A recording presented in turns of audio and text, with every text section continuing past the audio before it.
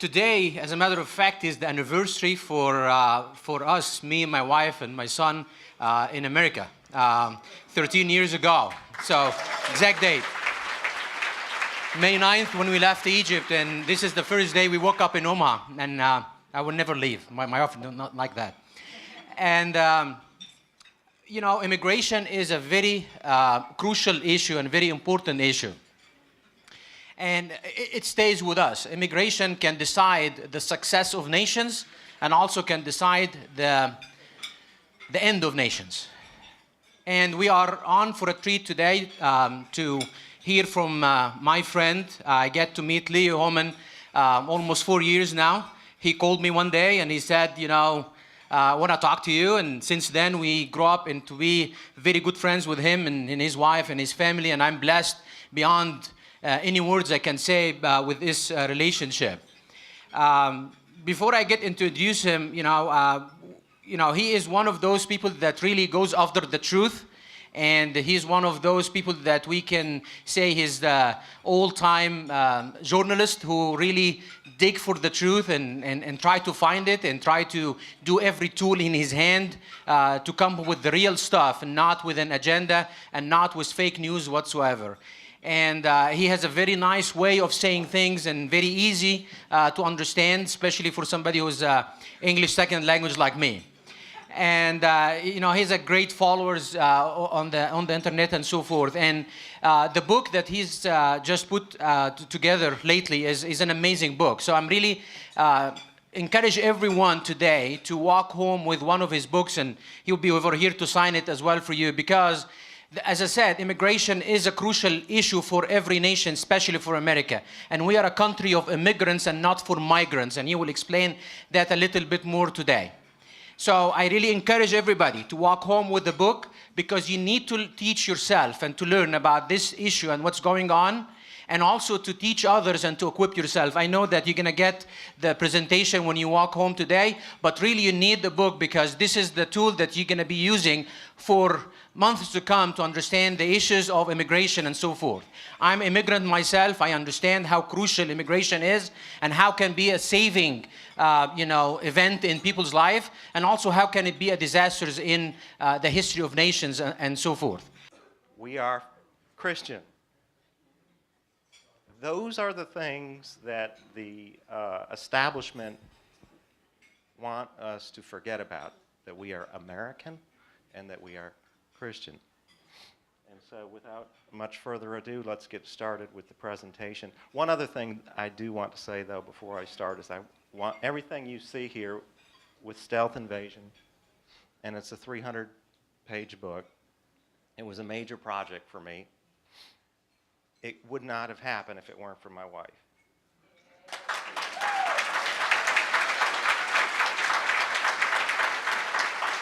There were multiple times where I got stuck, I got frustrated, I needed encouragement, I needed a little help in organizing my thoughts, because I have it all up here, but I'm sometimes a little dyslexic in putting it together.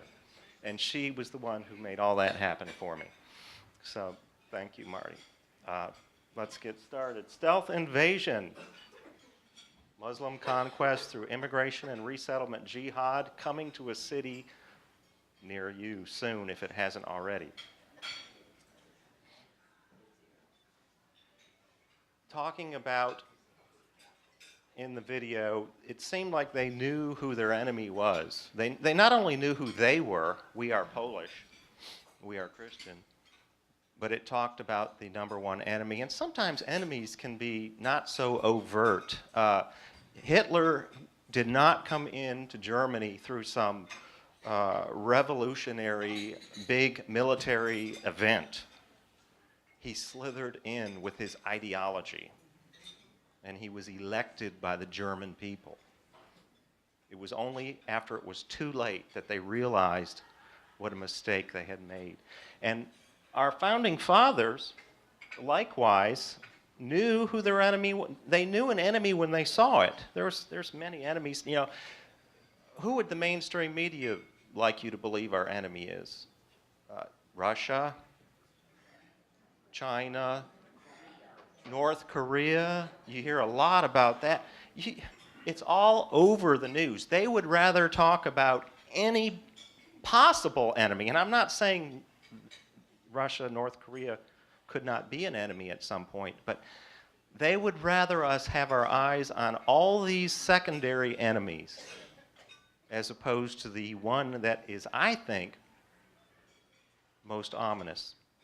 And going back to our founding fathers, if we read this quote, John Quincy Adams, President of the United States, said that the precept of the Quran is perpetual war against all who deny that Muhammad is the prophet of God.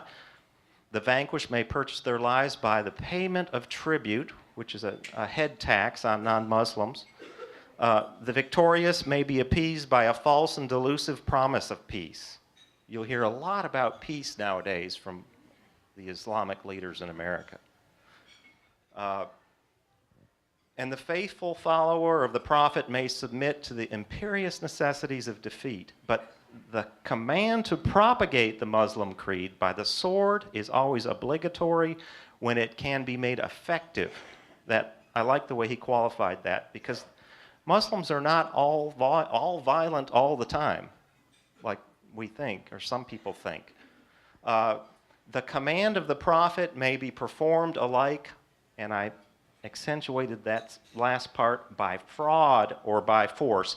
And it's the fraud part that stealth invasion really concentrates on. A lot of people have written about the terrorist threat from Islam. I didn't need to write that book. There's people far more qualified than myself, military experts and whatnot. And so I looked at it from an immigration standpoint.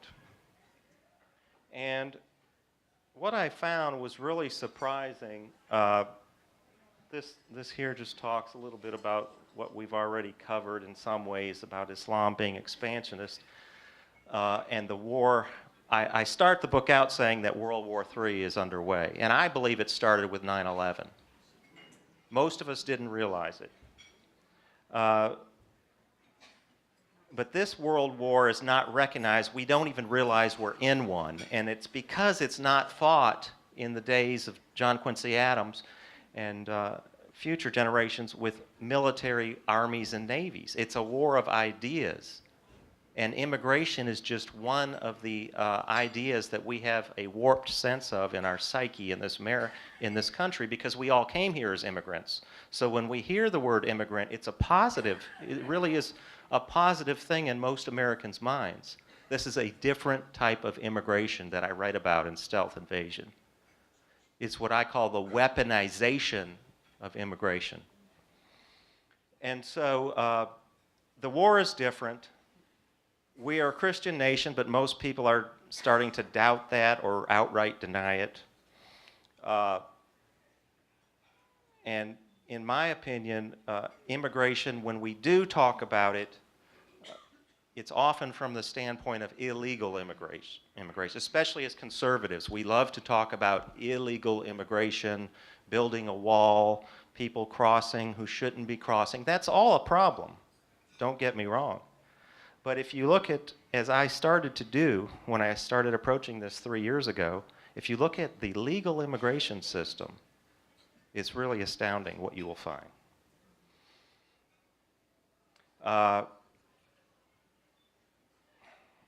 Our enemies in this war are two-pronged. Globalist, secular globalists, as I like to call them, and Islamists. And I asked Mark one time, what is an Islamist? I hear that term a lot, and I had something in my mind, but Mark said an Islamist is a born-again Muslim. And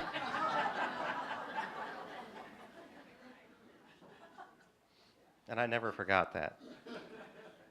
But basically, it all comes down to, if we had to boil this down, is we have three worldviews in the world today. That there's so many subsets within these three worldviews, but if you had to boil it down, I think that I come up with three.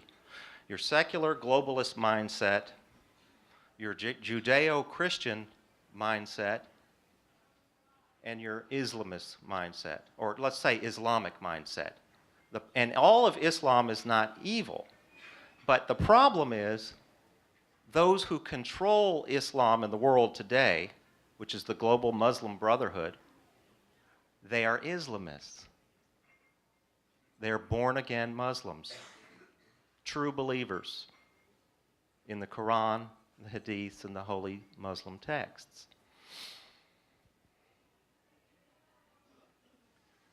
So we come to, what do they want? When you look at the problem with these three worldviews as we've come into the 21st century is we've seen two of those worldviews, the Islamists and the secular globalists, come together. They formed an alliance against that other worldview, Judeo-Christian civilization. And a lot of it is coming down through the United Nations. We have the UN 2030 Agenda for Sustainability, which was approved by President Obama and 190 other world leaders in September 2015 here in New York at UN headquarters. And this is much more than just a plan for, people think of sustainability and they just think of environmentalism and we need to make better use of our resources on the planet. It is so much more than that, folks. This plan, as many of you know, has something for all of us. It's a complete, it's the UN's view for how the world should look in the year 2030. And then 1 year later, in 2016, these same globalists met in Ecuador at the conference there, the Habitat 3 conference, and they adopted the New Urban Agenda. This was just last year. And what the New Urban Agenda is the implementation plan for the UN 2030 Agenda. And the key to understanding the New Urban Agenda is right in the title. They will bring in this new world order that they want to achieve by 2030 through cities. Cities are of ultimate importance in this New Urban Agenda. That's why you have so many sanctuary cities. They understood that national governments cannot be trusted. We had Brexit in the UN with Britain in the UK leaving the EU. We had the election of Donald Trump, which was something they did not expect here in America. So national governments cannot be trusted. They go with the wind, the political wind.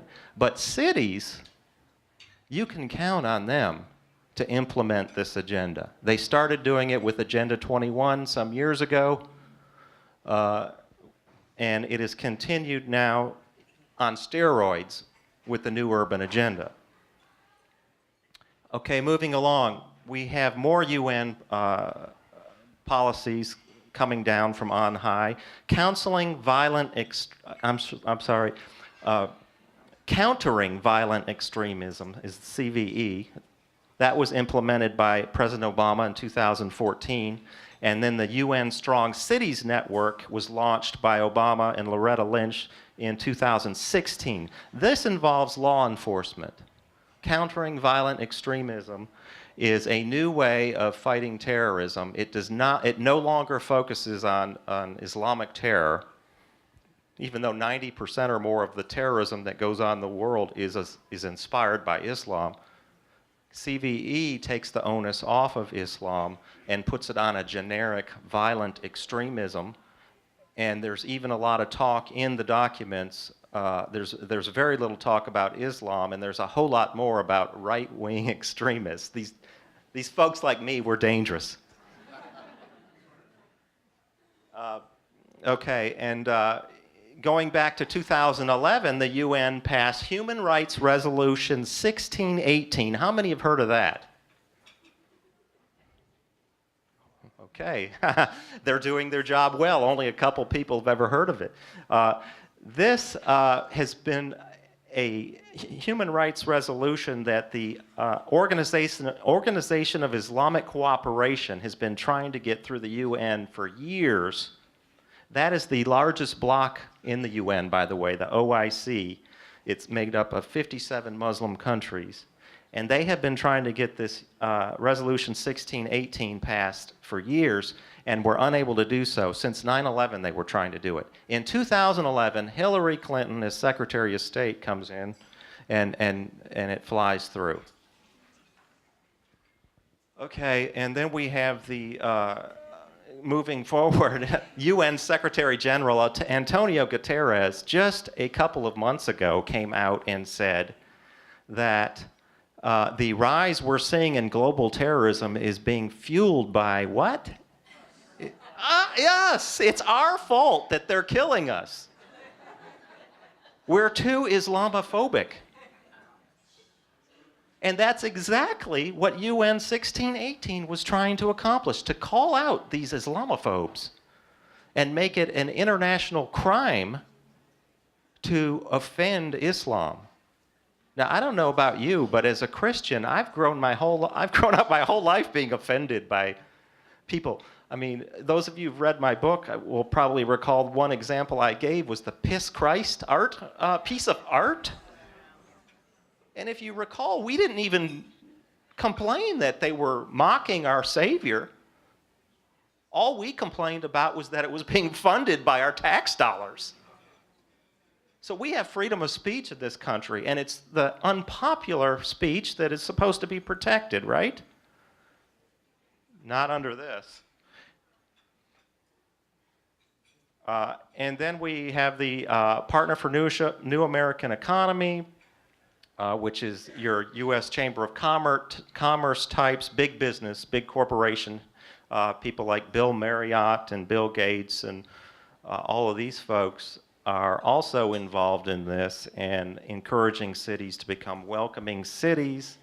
Pope Francis is on board with all of the above. So you've got the Catholic Church, unfortunately, steeped in this, and I know many good Catholics who do not agree with it, including my own parents. So I'm not trying to denigrate Catholics in any way.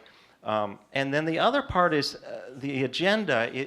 They're very clever. They know that to move it forward, we need to inject Islam into our school system.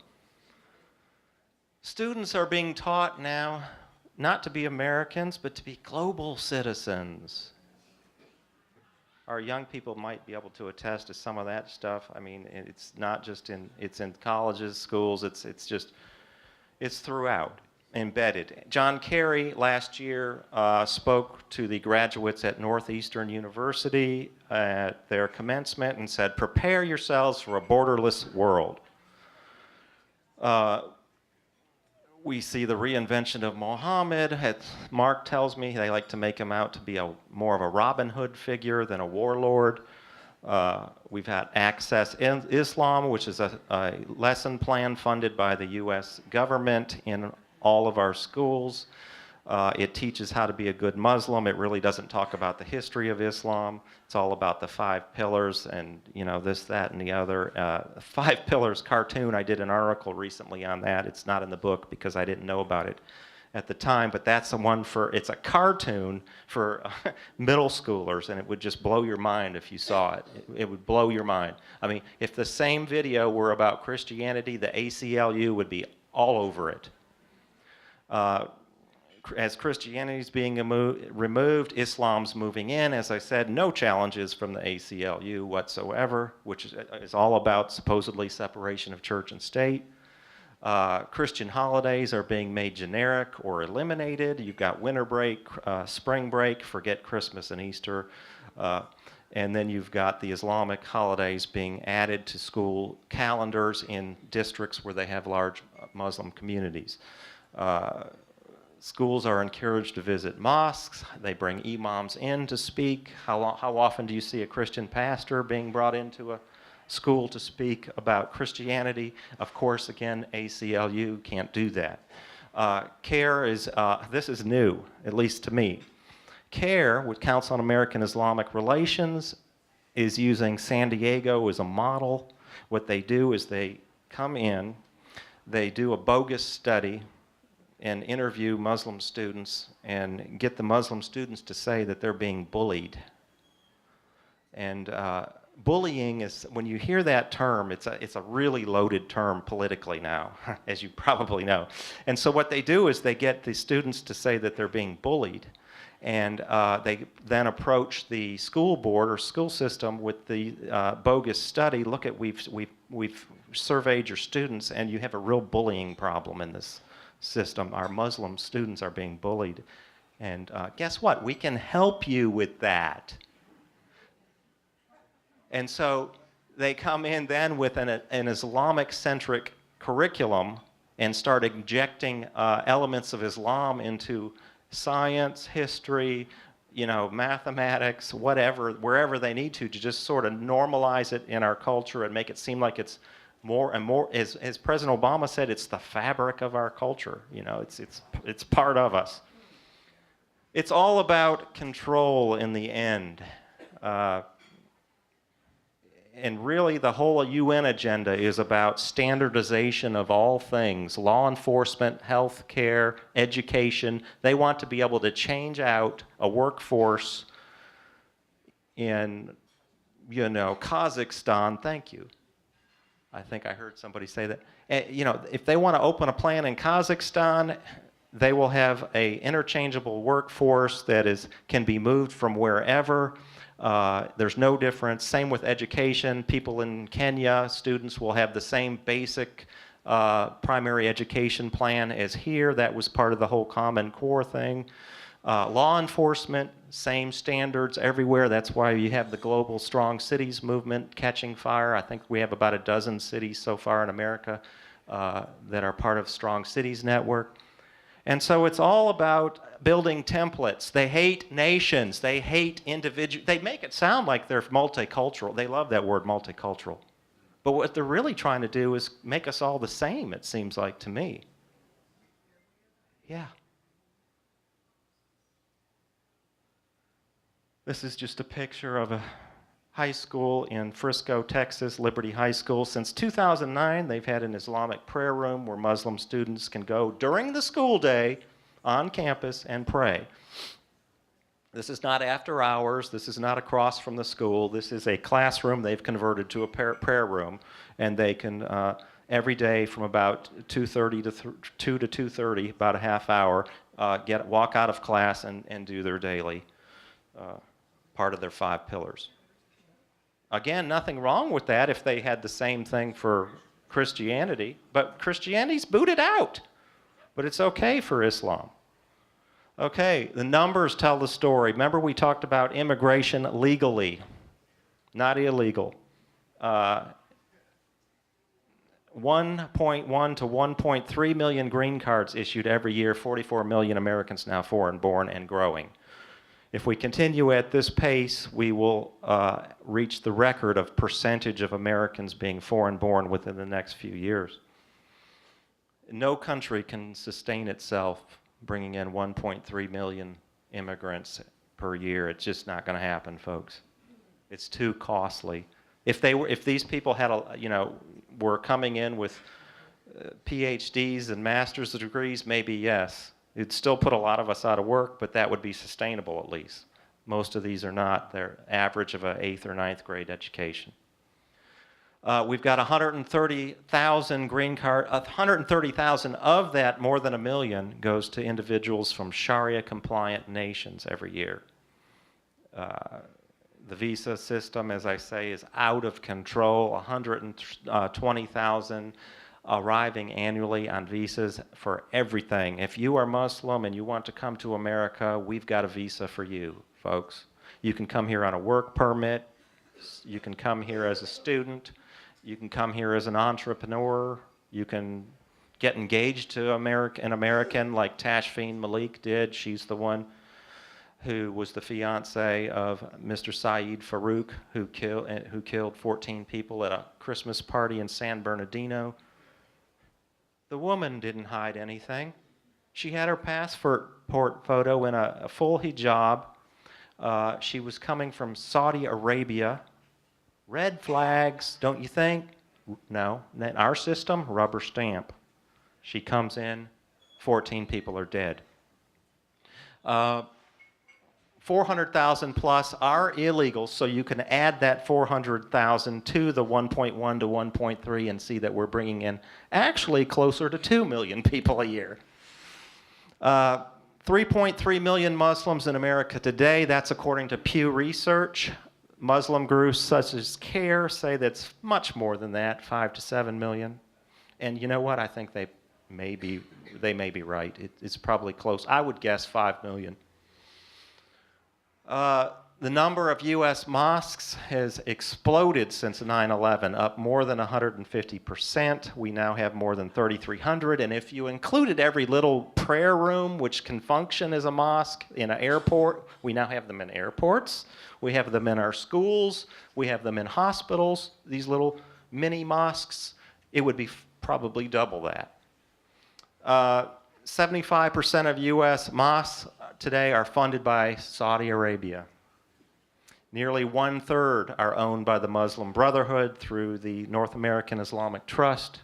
The deed will be actually held by NATE, which is the Muslim Brotherhood. 85% of American imams are foreign-born, arriving on what? The R1 religious visa. That was what I alluded to up there under the preachers. Islam is exploiting this religious visa. 85% of our imams are coming from the Middle East, North Africa, and other Sharia-compliant areas. And as Mark will tell you, they are hardcore, folks. They have been trained at the best places of Islamic law in the world. Al-Azhar University in Cairo it being one of the main ones. So in many ways, our imams at our mosques in America are actually more radical than what you would find in the Middle East. Because these are the ones that understand something I haven't mentioned yet, but it will be on a next slide or two, called the Hijra. They're coming here with a purpose, a very clear purpose. They are on fire for Allah. More than 70% of American Muslims vote Democrat and prefer some form of Sharia over U.S. law. About half of them, I'm sorry, prefer some form of Sharia.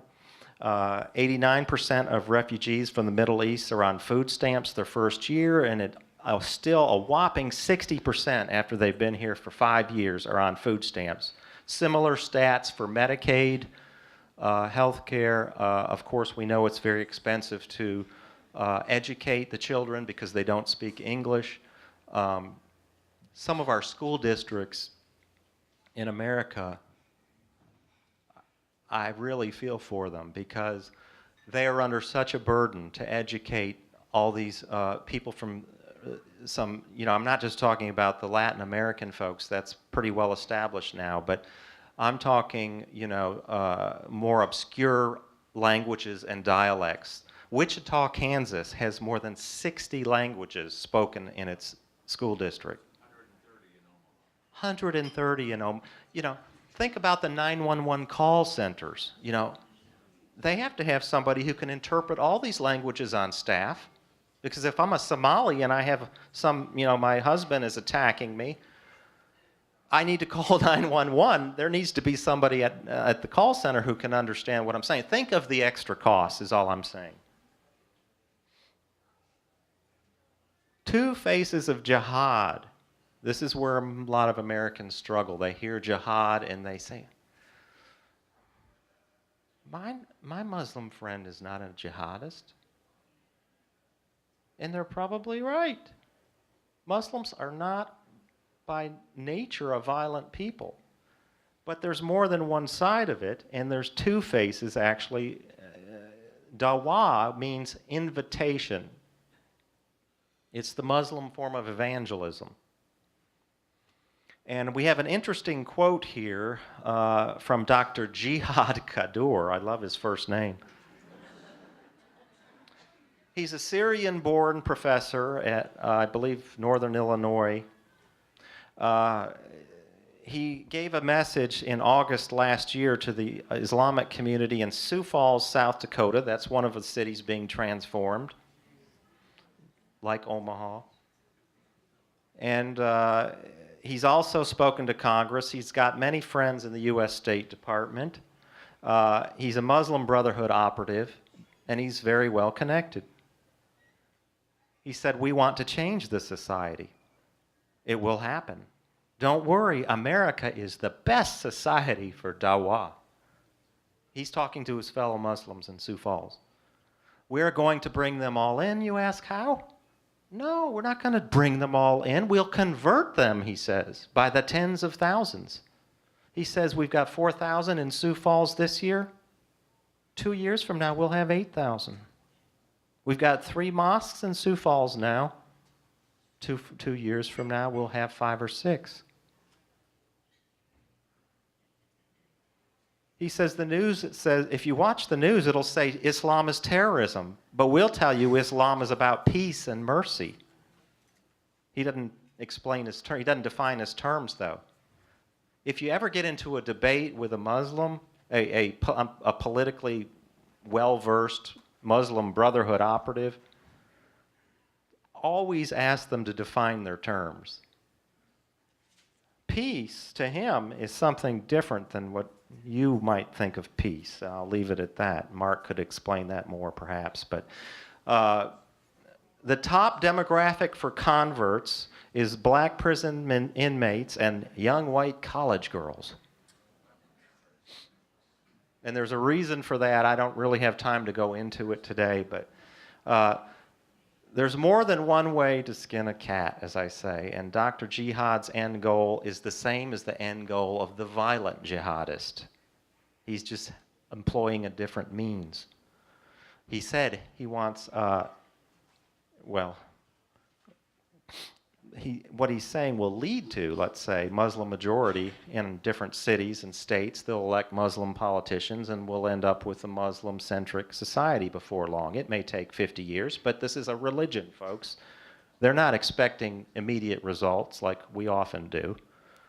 And this is a direct quote from him. He said that we will eventually have a mosque on every corner.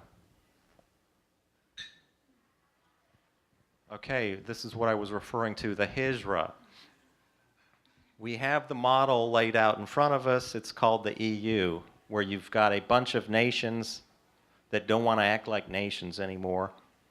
And they embrace a regional type government like the European Union. There's been talk of doing the same here. Hillary wanted to do this and was caught on tape talking to international bankers and Wall Street saying that the U.S. needs to be merged with Mexico and Canada. She, of course, denied that or tried to twist it around when she was called on it later. And that was when she, remember, said that, well, you have to have 2 positions, a private position over here and a public position for the rest of us. So we never really got to see the real Hillary, but we would have if she'd been elected. So Muhammad gave us the example of the hijra. He moved from Mecca to Medina. He was not well accepted in his hometown, but when he left that area and moved to another town, he was able to have a fresh start. He started first with the war of ideas. That's what I've been trying to build up to here, that it's not really all about violence like so many people think about Islam. They're skilled in debating and working in this public marketplace of ideas. That's why Dr. Jihad said America's the perfect society for dawah. Mark explained to me that a lot of people can't do jihad, but they can go on hijra. And that is a way that you spread, and I quote Mark in the book saying that that is a way to spread Islam around the globe to non-Muslim places. Anchorage, Alaska. Why would a Somali refugee want to move to Anchorage, Alaska? If you understand Islam, it makes perfect sense. They're on hijra. And if you're lucky enough, you might be able to do jihad and hijra. If you're young and able.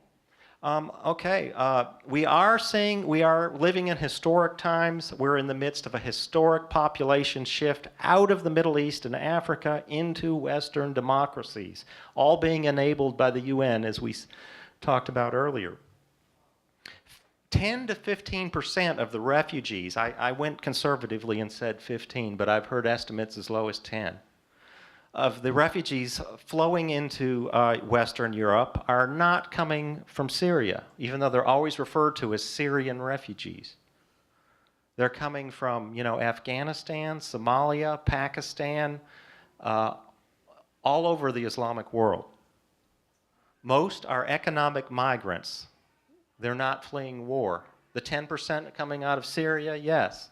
So in many ways, the Syrian refugees, I have more sympathy for them than some of these others, because there is an actual war there. And Western powers, Barack Obama, did play a role in stoking that war, as you all know, through the Benghazi and all that. So, but it's the other 85% that I'm concerned about. The Syrians could end up being a problem. I'm not saying they won't. But it's the other 85% that we're ignoring. There are vast numbers of them are males of fighting age, 17 to 45. About 70% of them make up that demographic. Turkey, President Erdogan, watch him. He's dangerous. He continues to threaten Europe. If you don't give our people more visas to come in legally, I'm going to open the floodgates and send you a lot of illegals. Top destinations: Germany, Sweden, US, Canada, UK. Why do you think that is? They're perfect for dawah. Yeah, they're free countries. But they're also the richest. They're the richest welfare states. And so if I come on Hijra, I can not only spread Islam to a country that it's not Islamic, but I can make a lot of money in the process. I can go from $1 a day, $3 a day, whatever I make in Somalia, and come here and get on food stamps and Medicaid, free education for my children. Why wouldn't I? I mean, for heaven's sakes, that's a no-brainer, even if it is Alaska and it's a little cold. 1.5 million to Germany in the last 2 years. Sweet, that's horrendous right there. Think about it, 1.2 million. How do you integrate that many people into your country in that short a time? Sweden, however, is actually in a more precarious situation even than Germany, and I'll tell you why. It's a much smaller country. Sweden is a country of only 10 million people or so, and they've brought in 165,000 over 2 years.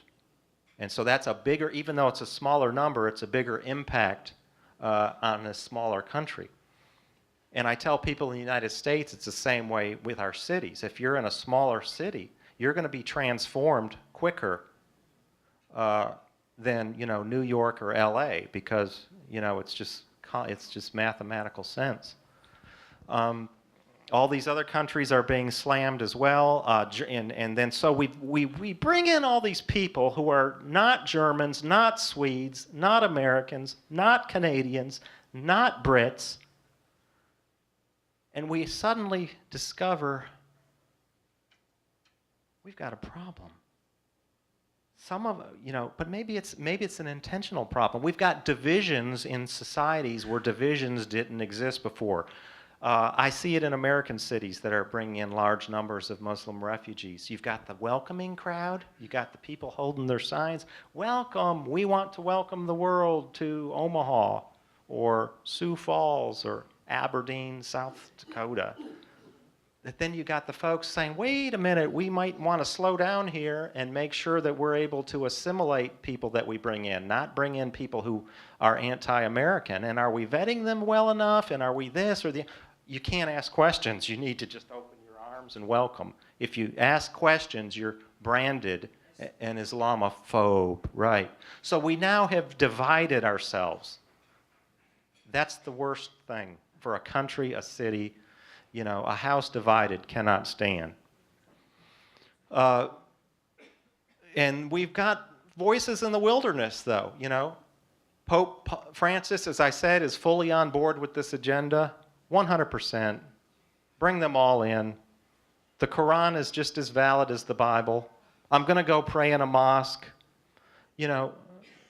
And then you've got Archbishop Carlo Liberati, who's the Catholic Archbishop of Pompeii, Italy. And he recently was quoted in an Italian Catholic journal saying that Europe will be Muslim in 10 years. He said, why? Because we're stupid. I love this guy. Yeah, he just threw it out. He said, we have a weak Christianity. He said, all of this decadence and immorality plays to the hand of Islam. And on top of that, he said, they have babies and we don't. Again, a lot of this is just mathematics. And as a result of all of this, on the left, we have stuff going on like major terror attacks in London, Paris, Brussels, Nice, Berlin, Bavaria. Hundreds of churches have been converted to mosques. A French priest was beheaded on the altar while saying Mass in Normandy, France last year. 2 ISIS guys invaded the church during Mass and had intended to slaughter the entire congregation. One of the nuns slipped out and was able to call police, and they arrived within minutes and saved everybody. But that poor priest, he was like 89 years old, I believe, and they slit his throat on the altar.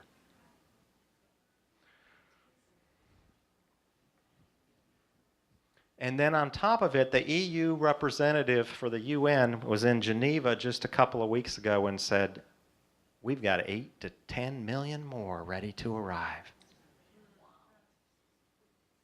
Prepare yourselves. But that's why you have Poland. You know, you've got, I do believe that we're in the midst right now, we're at a crossroads in Europe, maybe beyond the crossroads, maybe too late for Europe. But I think we're seeing nations lining up. Sweden has decided to go all in on this agenda, and I do believe that they will be the first country to fall. France just had an election Sunday. They missed it, folks. They could have elected someone along the lines of Donald Trump, maybe better than Donald Trump, and they blew it. They went for the globalists. Strike France off. Yeah, the Eastern European countries, though, tend to get it. And I think it's because they have a history living under, a couple of reasons. They have a history of living under totalitarianism. So they recognize it when they see it. They not only know who they are, remember, we are Polish, but they recognize an enemy. And they knew, they lived under it. It was real to them. And there's still enough of those folks alive there who remember that. The folks who lived under Hitler and all that in Western Europe, they're pretty much, unless they were, you know, they could have been 3 or 4 and they're still alive, but the folks who are old enough to remember living in that are all dead. And so this is part of the problem. And we have that same disease in America. We don't know what it's like to live under totalitarianism. So they are resisting. Poland, Hungary, Slovenia, they're defending their culture, they're defending their borders, and guess what? They're not seeing these attacks, these vicious attacks like London, Paris, Brussels, Nice. You know, forget that they don't even need guns, although the Paris attack, which was horrific and killed 139 people with machine guns, they don't need that. They can just ram a truck through a gathering like they did in Nice or Berlin, a Christmas market in Berlin, you know, and kill dozens. Eastern Europe, so they're recognizing the threat and they're saying, no, we don't want to be a part of this. So they're not seeing the terrorism and they're not seeing the sexual violence. Sweden has become the rape capital of Europe for sure, and I believe it's like number 2 in the world for rapes per capita. Don't trust me on any of this, by the way. Research it yourself. You know, Sweden, research Sweden, Google Sweden rapes, you know, you'll see it.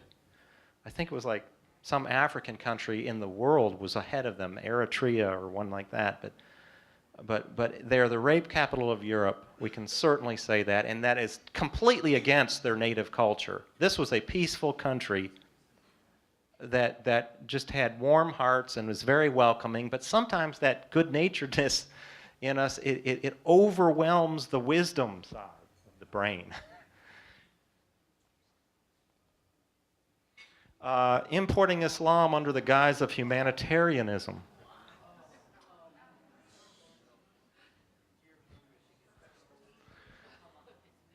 What is a refugee? I think we need to get that out of the way. The 1950s, there was an international convention in Geneva, and one of the things they did was define the word refugee, because that was after World War II, and we had all these refugees moving around. They needed to come up with a definition. And what they came up with was a refugee is somebody who has, quote, a well-founded fear of persecution due to their religious, political beliefs, or their ethnic background. Well, keep that in your mind as we move forward here. A well-founded fear of persecution due to your religious or ethnic beliefs, or your own ethnic background. Okay, so the average annual influx of refugees since 2011 is about 63,000 coming per year. Both parties support refugee resettlement, but Republicans and Democrats, you will not find hardly any opposition to it. The Obama administration brought in an average of about 74,000. They started out in 60-some thousand, gradually moved it up.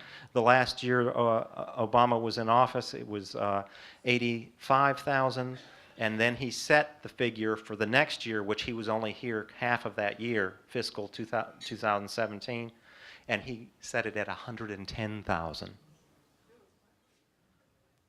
And President Trump came in about midway through that fiscal year, and now we're changing it, but we'll get to that later. And roughly half come from Sharia-compliant nations. And these are the main countries from which we're importing Muslim refugees. They come from other ones. I didn't want to give you the full list, but these are the 6 main big number countries where they're coming from.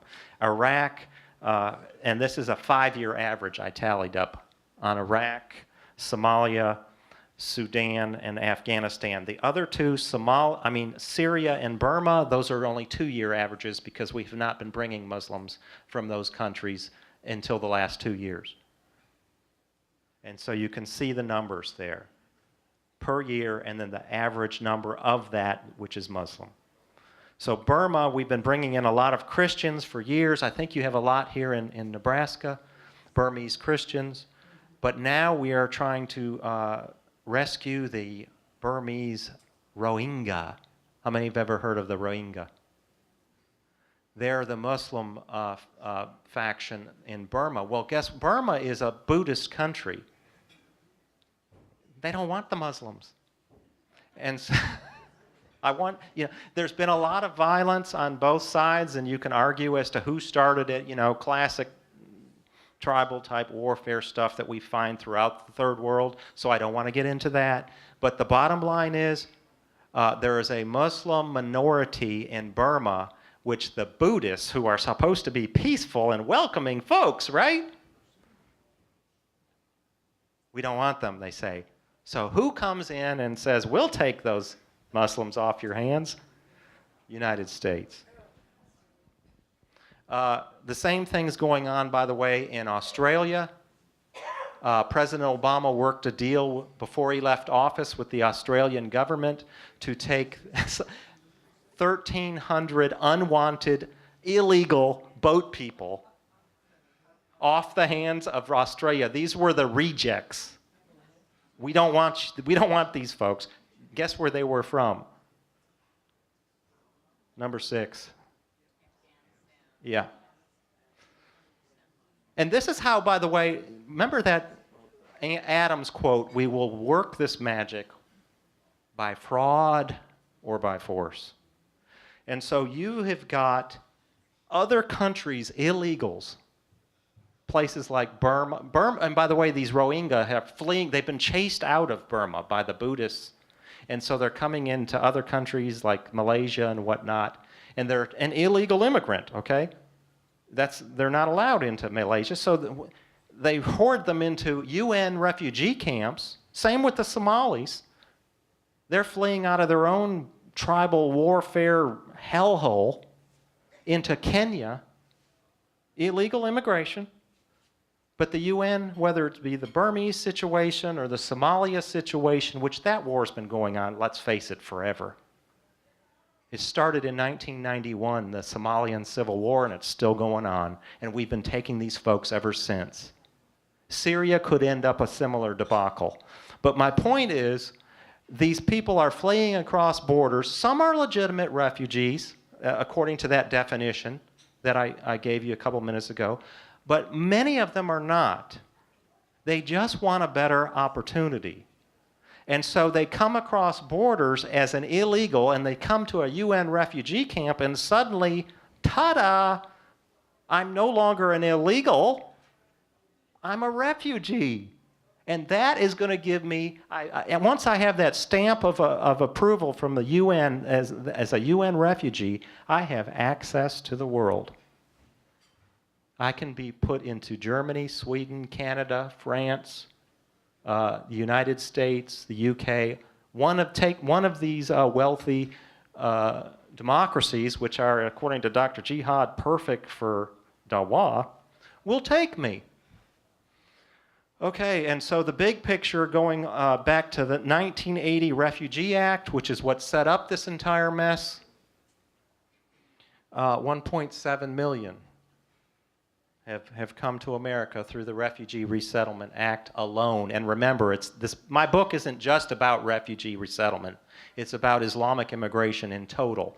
And refugee resettlement is probably the biggest and most disturbing piece of the pie, but by no means the only piece. Remember all those visas we talked about? In many cases, you come here on a visa as an imam or a student or a professor or a fiance or an entrepreneur, run the local gas station, that you stay here for 2, 3, 4 years, and you're set up for a green card then. So a visa can lead to permanent resident status as well. You don't have to be coming as a refugee. These are just a small sampling of the communities that are being seeded with refugees and being transformed before our eyes. The demographic makeup of these countries 10 years from now, they will be electing Muslim politicians to the city council. They will become, as we call them, Sharia-villes. Hamtramck, Michigan is already a Sharia-ville. The majority of the city council, Hamtramck, Michigan, last year became the first American city to have a Muslim majority city council. And this is just a list of some of the terrorist attacks. Like I said, my book is not really trying to focus so much on that, but it is part of the problem as well. You don't hear, when you have a terrorist attack in a city, let me give an example. That last one is Boston Marathon. It looks like it's cut off, but most of them are more recent than the Boston Marathon. Let me just give an example. You had the OSU, Ohio State University, in Columbus, Ohio, is just a few months ago, at the tail end of 2016, there was a car and knife attack by Abdul Ali Artan, a Somali refugee. He wounded 11 people. When that made the news, and it only made the news for like one day, do you think it would have made sense if you were a journalist to say, hey, months before, on September 17th, 2016, and we had 2 other terrorist attacks. One was at a mall in St. Cloud, Minnesota, and it was a Somali refugee. And he did the same thing, a knife attack. And on that same day, we had Ahmed Rahimi on September 17th lay pipe bombs throughout an area of Manhattan known as the Chelsea neighborhood. And 29 people were wounded in that attack, and he'd also planted some bombs in nearby New Jersey, and those didn't go off, thank God. He was an Afghan immigrant. And then you had, Orlando, which was horrific, and 49 people dead, Afghan immigrant, second generation, by the way. This is the problem with vetting. A lot of the discussion about refugees seems to center around vetting. But if you look at these attacks, I don't think extreme vetting would have stopped a single one of them. And the reason is that these young men either came here as young boys. How do you vet Mohammed Abdul Aziz in Chattanooga, who shot and killed 4 of our U.S. servicemen at a Navy recruitment center? He came here at age 6. Can't vet him. And same thing on down the line. They were either young boys or were born here. Okay, second generation, which Mark will tell you is often more dangerous than the first, for reasons we don't have time to get into. Okay, this list is interesting, and I'm going to have to try to move quickly through it because I know we're almost out of time. But in my book, you'll get a lot more details about these incidents. Refugee boys, 3 of them from Sudan and Iraq, sexually assaulted a 5-year-old special needs girl in Twin Falls, Idaho, in the laundry room of the apartment complex. Mama was out playing with her and had to go back in to use the bathroom, and within the 2 minutes she was gone, her little girl was lured into the laundry room. And I won't go into it. It's really horrific. 13-year-old girl in Lowell, Massachusetts. Oh, and by the way, every one of these, I don't have time again, but every one of these was ignored by the national media and completely twisted by the local media. I mean, it was just disgusting the way the local media in Twin Falls handled this case. They tried to make it sound like it wasn't really a rape. They tried to say that, oh, the bloggers and the internet journalists covering this have it all wrong because there were a couple mistakes. I think one of the first bloggers said that she was raped by Syrian refugees. Well, no, but they were Sudanese and from Iraq, and they were Muslim. So they tried to discredit the entire story because of a couple of minor details that were wrong in the internet. And the Twin Falls paper that did all this distorting and quoting the local officials saying, this is not what you think it is, it's fake news, la la la, blogger. They won an award from the Associated Press for their reporting. 13-year-old girl in Lowell, Massachusetts groped repeatedly in the public pool in that city near Boston, Massachusetts last year by a 22-year-old Syrian refugee. When he came to court, he said, I didn't do anything wrong. In my culture, that wouldn't have been wrong. 31-year-old mentally incapacitated woman in Aberdeen, South Dakota, groped by a Somali refugee, Liban Mohammed. Same thing. He was 39 years old, lived his entire life in Somalia, was here just a few months. He gets to Aberdeen and just wanders down the street to this group home where they'd set the woman outside to sun herself. She cannot even speak, okay? She's that severely handicapped.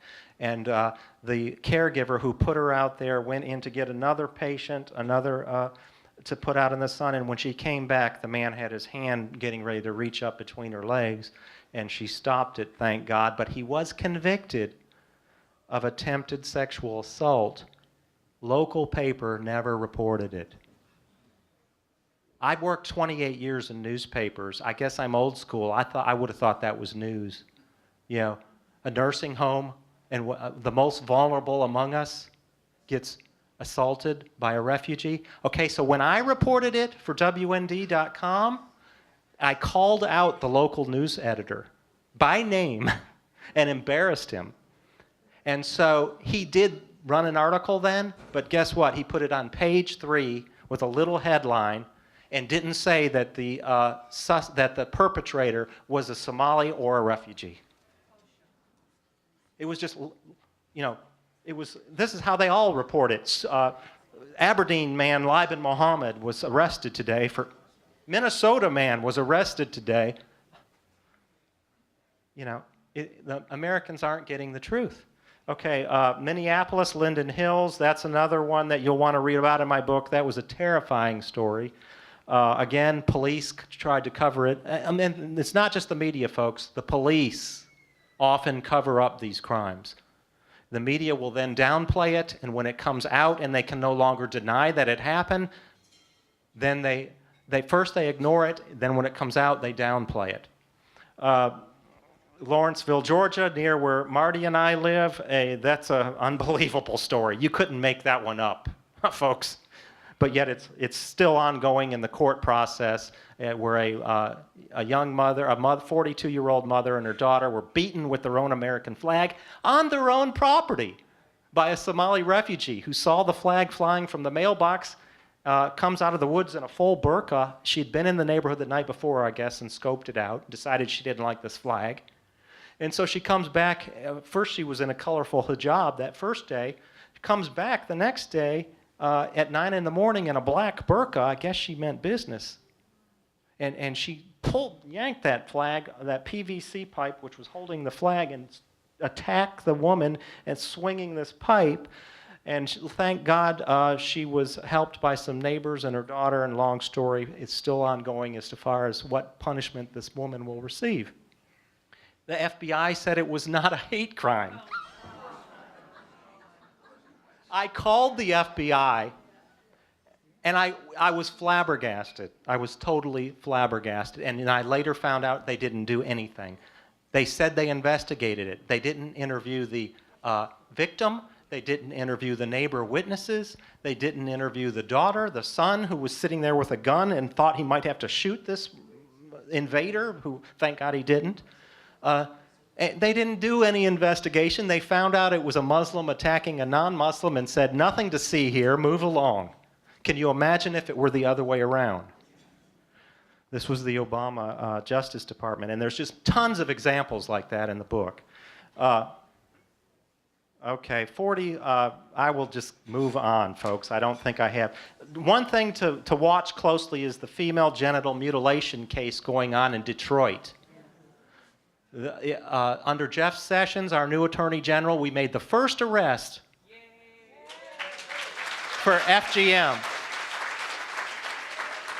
We've had a law on the books since 1996 making FGM illegal and not a single arrest. I would say they weren't looking very hard.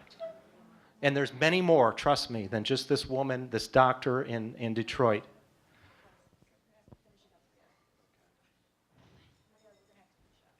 Okay, I guess we will not get through all the slides. I'm close, but not quite. But these are the groups that are bringing them in with your tax dollars. It's big money, folks. It really does all come down to the money. Conference of Catholic Bishops, which operates as Catholic Charities, 97% of the budget for refugee resettlement is funded by public tax dollars. I'll just say that you can learn a lot more in the book about the Muslim Brotherhood. Can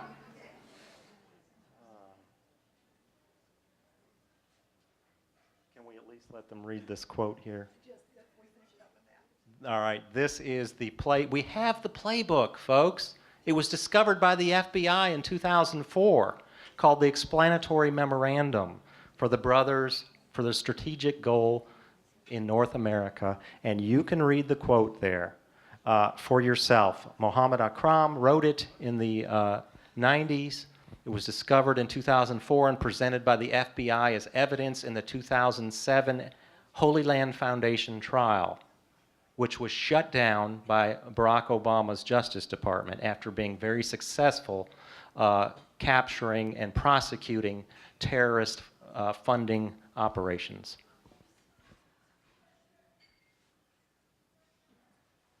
We'll move on. Now this mixed bag, folks. My conclusion you can read at the end, the early verdict, globalist plan of changing America by changing its people continues, albeit at a slower pace. He's bringing in 62,000 refugees per year. He wanted to bring in 0, but as you know, his executive orders have been struck down. So he's lowered that figure, but they're still coming, and really at about the average for since 9/11. I just want to say thank you, Leo Hohmann. Oh my goodness. Thank you. Thank you for your courage. And thank you for your research. Thank you.